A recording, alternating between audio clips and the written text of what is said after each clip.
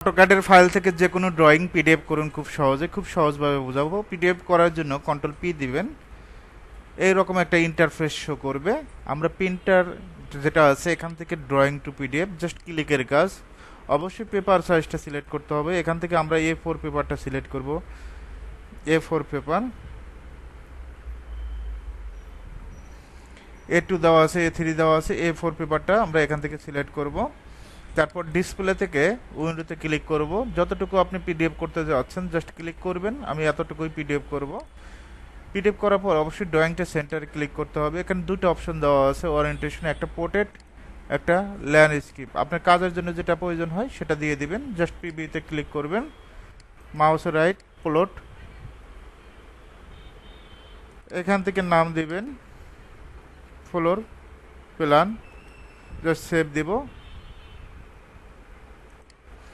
Already কিন্তু পিডিএফটা হয়ে গেছে 2 ইউনিটের একটা ফ্লোর প্ল্যান। এভাবে চাইলে যে কোনো ড্রয়িং পিডিএফ করতে পারবেন।